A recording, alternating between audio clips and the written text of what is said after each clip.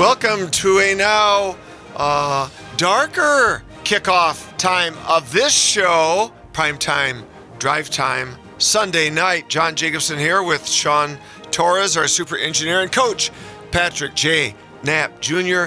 Daylight savings time has reverted back to standard time, and now it is dark on the East Central Kansas Plains at 5:30, but we are undiminished in the bright lights of commentary here. Coach Patrick J. Knapp Jr., we're going to take a wonderful wide world of sports tour. Thanks to all of our folks listening from Franklin, Anderson, Lynn, Miami, Douglas, and Johnson counties tonight on the Jacobson Report on KOFO 1220 103.7 FM, KOFO.com for live listening, and then get on the podcast by going to the website, KOFO.com, and grab podcasts, the Jacobson Report. And guys, we also have Coach Patrick J. Knapp Jr.'s link to his podcast, Play-by-Play with Pat Knapp and Jerry Busson. Welcome to all of our folks in Emporia near Manhattan, up at our capital of Topeka, up at Lawrence, the Rock Chalk Jayhawks Center of the universe, to our folks in Baldwin City, home of the Baker Wildcats, to the folks in Wellsville, here in Ottawa, Paola, Princeton, Osawatomie, Osage, Gardner, Garnett, Linden, Richmond, everybody listening in tonight, and boy, listen to that March of the Trenches. Great NFL Films music by Jerry Spence. And guys, I'm telling you, Coach, for me, this was one of the most thrilling World Series that I can remember.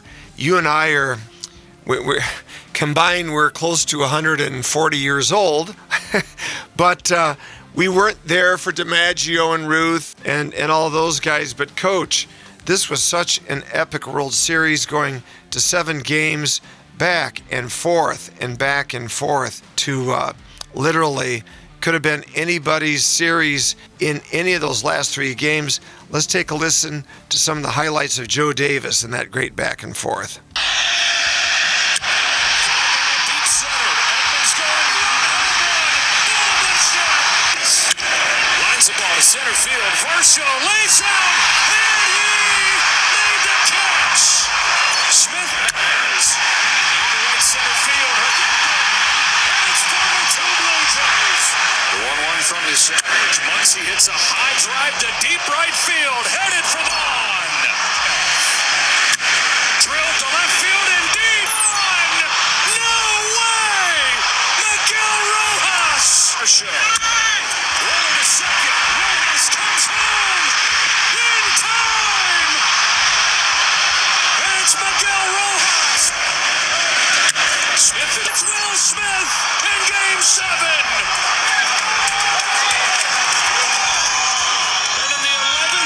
Of Game 7, the Dodgers lead for the first time. Here's the 0-2 pitch. You gotta knock him out. The Dodgers stand tall and win back-to-back titles. Coach, how many heroes in a series? Rojas, Smith, Freeman, and that troika of great Japanese pitchers. In the NLCS, it was all about Otani, Shohei, and then Yamamoto with just incredible 3 performances in over 7 games. I've never seen anything like it, Coach. Am I hyping this too much? No, John. It was very exciting. I watched every game. I watched most of the 18-inning game, 14 innings, several nights ago. Dave Roberts pushed every correct button he could as a manager.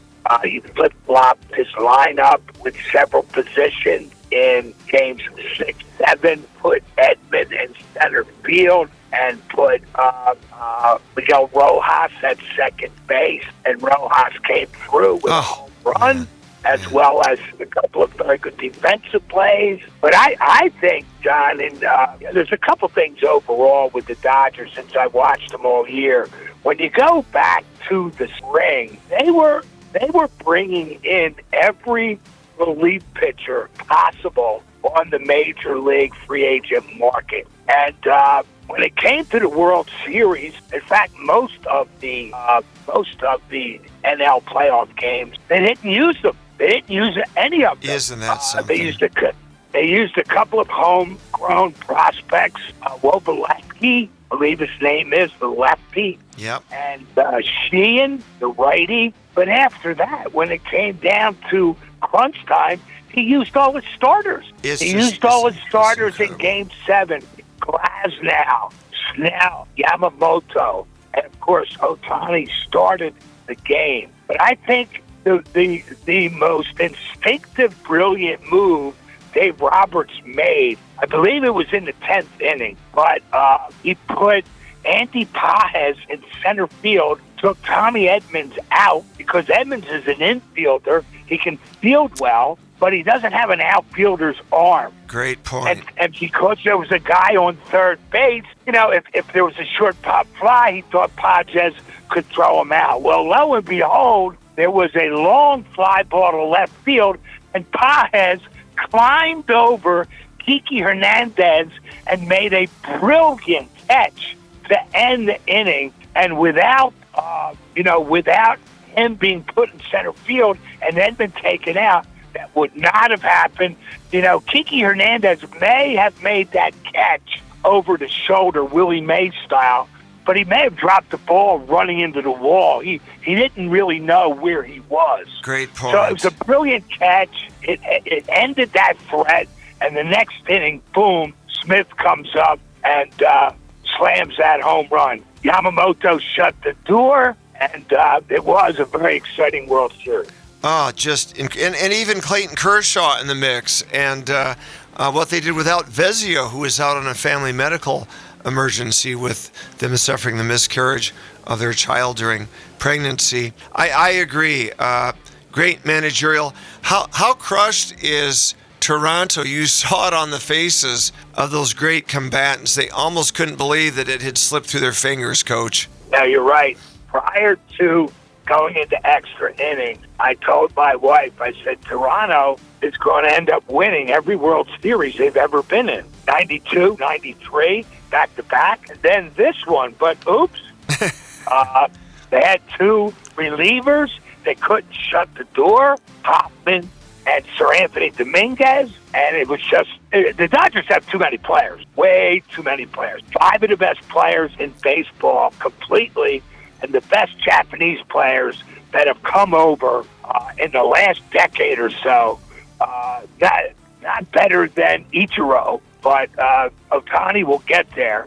Yamamoto will get there. Sasaki's pretty good. They own that market right now. It's incredible. They do. Sasaki, Yamamoto, who was the MVP, Ohtani, who had the NCLS heroics. I mean, just amazing. Roberts, brilliant in the managerial role.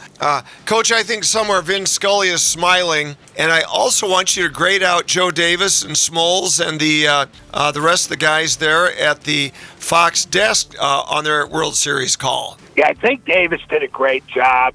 He is a play-by-play guy for the Dodgers, but I thought he was very fair. He had great excitement in his voice for both teams. I thought when they went to the booth and showed pictures, showed the two announcers, late in the game, 9th, 10th, 11th innings, I think John Smoltz was ready to take a nap. He looked out of it, man. He looked out of it. Joe Davis kept them going. What about the desk crew? Any favorites there? The guys on the field? Yeah, exactly. Verducci and I forget the other guy's name. It was an MLB baseball guy as well. I couldn't believe whether it was the 7th or the 8th inning in a very, very tight situation. They were interviewing both managers in real time. I know. It's just amazing.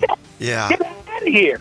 Yeah, Verducci and Rosenthal, and it's just been a lot of fun watching those guys. David Ortiz, I love David Ortiz at the desk. He's so earnest, so sincere, and with such great emotional resonance. Yeah, that crew's good. Alex Rodriguez has a spotted past, but he's a very good analyst on that desk. So is Ortiz. And the captain, Derek Jeter. Yeah, Jeter. He brings great knowledge to the crew. I skipped that. The third out came on. I turned it off. We had a very early morning watching youth ice hockey here in Albuquerque. Sure. Well, it's great. If there's ice hockey going on in Albuquerque, you know that hockey has enveloped the entire continent. Coach, I think, say what you want, the Dodgers spent $1 billion to buy a team, but Coach, I got to say that's good for baseball. The ratings, the excitement, the metro areas, the two countries. How can that not be good for a resurgence in love of America's pastime? Now, I think it does always prove, John, the ratings prove that people want to see winners. They want to see dynasties. They want to see big markets. Toronto is a big market. Yes, it is. And they spend a lot of money, so they are in the upper echelon of salaries in the major leagues. So you're right. It was tremendously viewed and an exciting series. And I just love the whole getting inside the mind of the pitchers and what to throw. Do you throw a strike? Do you throw a ball? Do you pitch to Ohtani? Do you not pitch? And, do you work for that double play? Just incredible strategy and tactics. The more you know, the more you love. And the force outs, and when you have to tag and when you don't have to tag. It's an amazing sport. It's ingeniously invented. You're actually pinpointing something that John Smoltz does very well. He predicts the pitches or tells you what should be thrown, and he predicts the situation and who will do what. But when you get Tony, what's his name, doing football for CBS with Jim Nantz, Tony Romo. People hate it. Tony Romo, yeah. People hate him. You're telling us what's happening. It was interesting. It is ironic. Hey, Coach, I want to do just a sidebar here. We talk about great announcers. I'm a huge fan of the legendary greats. Bob Trumpy just passed away. Just came over the press lines. So I'm soon to be 65. For a generation of us, Bob Trumpy was the nighttime pinnacle of New Year's Day, NBC's Orange Bowl, which more often than not, the 70s, 80s, decided the national championship. Don Criqui, the legend, still with us, late in his 80s, and Bob Trumpy. I mourn the passage of Bengals great on the field, Bob Trumpy, but a wonderful analyst for football in what truly was a golden era of broadcasting. Coach, what say you? Yeah, he and Criqui were excellent. You called it, John, doing the bowl games and NFL. Trumpy, if I am correct, was an outstanding tight end. Yes, he was. You're right. Bengals. You nailed it. And, I'm sorry to hear that. Rest in peace. Yeah, at 80 years old, seems awfully young, and beloved still by his Bengals in mourning. Rest in peace, Bob Trumpy. Well, Absolutely. Coach, we've talked about triumphs and tragedies, and of course, let's talk about the ugly. Our two Kansas football teams struggled yesterday. That's a kind gloss. How can you put a little punctuation mark on that for us? Yeah, well, we'll start with the win first because, and I don't have all my stats with me as I normally do. Well, we don't want to know all of them. They're pretty bloody. Yeah, They're pretty melancholy stats. Right. Kansas beat a poor Oklahoma State team, which may end up, in terms of the Power Four, being the last Power Four team to hire a coach when it comes to the strength of a program. But 38-21, Kansas won. Jalen Daniels had a good game, 2 TDs, 13 for 19. Kansas ran the ball extremely well. Daniel Hishaw Jr., 65 yards, 2 TDs. So that's enough for that one. And Coach, and you predicted last week. You said they still had a better chance than the Wildcats than K-State to get to a bowl game. Looks like you might be prophetic because Kansas now is 5-4, just one way win from bowl eligibility, and K-State stymied yesterday, stuck now at 4-5. Talk about the Wildcats. Now, the Wildcats, 43-20 to Texas Tech, one of the most well-funded NIL teams in college football. And they went in there and booked them, hadn't won there in many a meeting. Avery Johnson, well, what can I say? Two interceptions, fumble, 4 turnovers altogether for K-State. They got outgained. The turnovers killed them.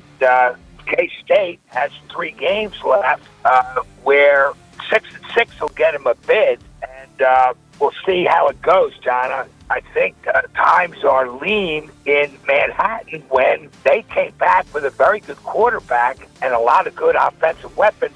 Again, they got bullied up front. A lot of pressure on Avery Johnson. When I was watching the game, he was scrambling for his life, and they're not giving him a clean uniform, that's sure. Yeah, well said, Coach. Absolutely well said. You know, guys, it's fascinating. We're heading now into what I consider to be just great basketball season, and we had just a tremendous outing here for our women, and my student Kaylin Duncan, lights out on Friday night at Wilson on Halloween, 6 for 8 for three-point line. Here's a bit of her interview with Michael Douglas. This game was amazing. I mean, man, it feels great to go out and first game get a dub, a blowout. I feel great. My body feels great, and I'm just so proud of my coaching staff and my teammates, man. I'm so proud of them. You couldn't miss a three in the first half. It was just one after the other. It was incredible. And so, first win of the season. Yes. How good was it to get this win? Oh man, this win feels amazing. This only tells us how this season's gonna go. We're so excited. New team, lots of freshmen, lots of transfers, lots of new people, lots of good bodies. Man, we're so excited for this season. So excited to keep going. This is one of many, I promise. Fantastic. Well, KK, great job tonight. Thank you so much. Thank you. That was Kaylin Duncan, 6 for 8 for three-pointers, lighting it up on fire Friday night at Wilson on that huge 97-49 win by the Ottawa women. She's excited. We're all excited for women's college hoops. Coach, that's your background, being the legend at Georgetown, among others on your coaching stops. You were a champion there. Give us a preview of college hoops. We're underway. Well, starting with the guys, John, State opens up Tuesday against UC Greensboro. It is one of 4 games in a row where they will play at home in Manhattan. I don't have much on UC Greensboro right now, but I'm very anxious to watch K-State play with basically a complete makeover at roster and numerous transfers on that team. Absolutely. They then play 2 games in Kansas City in a Hall of Fame Classic where they will play some much tougher competition. Kansas plays Wisconsin-Green Bay on Monday. Wisconsin-Green Bay, John, went 4-28 last year. So they bring back one starter, Marcus Hall, 13 a game. We know Bill Self has a parade of All-Americans and big-time transfers. Yeah, he does. What I read on the KU site today was Bill's not very happy with the last couple of practices, which is probably a Lou Holtz tactic to get them a little fired up before they go into the game on Monday night. So KU opens up Monday, Kansas State on Tuesday. You know, in women's basketball, John, I'm going to do more research on KU and K-State for our local listeners. But right now, in the women's top 25, only Baylor and TCU are Big 12 women's basketball programs that are ranked. Fascinating. That's it right now. Fascinating. Well, so more on them later. Coach, you would have loved these Ottawa Braves women the other night. Absolutely. 28 assists on the floor that night, Coach, that game that I called. 28 assists, 47 rebounds, and lights out shooting. Coach, our Ottawa Braves women had 90 field goal attempts. 90. They were running. Whoa. They were pressing at both ends of the court. They had high-octane offense. Hunter Bondurant, our head coach, who comes via way of Auburn, he may have a mystery team that is going to have a breakout season. These guys could be really the sleeper story of the KCAC this year. I was astounded at they were running like a well-oiled machine Friday night. Going to be exciting for all of our radio listeners for the rest of the season here. Coach, you have radio with us, but you do TV for ESPN. Do you know when your first game is? We play New Mexico Highlands, a D2 program. New Mexico State hosts them on November 11th. That will be our first telecast. And by the way, John, you mentioned the high-scoring, high-assisting ball game. Sounds like the Ottawa Braves women's team is taken after that Grinnell College program in Iowa. He plays 5 women every 4 minutes, subs in and waves, scores over 100 points a game. That'll be an exciting brand of ball. Oh, Coach, you nailed it. He played 17 women, and I counted 13 that had almost 10 minutes of playing time. It was just incredible. And not one of those girls had more than 2 fouls, and they were pressing almost the whole game. It was absolutely magnificent and very, very exciting brand of ball. Coach, exciting is your podcast. People can link to it here, but how else can they find your podcast? And what's it called, and who hosts? Yeah, Spotify, Apple, Amazon. You can get play-by-play with me and Jerry Busson. Jerry's in Italy for the next, I think, 10 days. We will come up with a great broadcast prior to Thanksgiving. And so keep in touch with us. We have a lot of great past episodes on there right now. But in a couple weeks, we'll have a new play-by-play. Awesome. Play-by-play with Pat Knapp and Jerry Busson. You can link to it on KOFO.com as well. We always thank our great friend, Coach Patrick J. Knapp Jr., the award-winning broadcaster, as well as champion coach, including for the vaunted Georgetown Hoya Women of Legend, John Jacobson for coach, and Sean Torres saying, stay tuned. We got lots of more great Sunday night primetime programming coming up. But in the meantime, be safe, be smart, be good, be strong, love Jesus Christ, and God bless us, everyone, on KOFO 1220 1037. Bye-bye.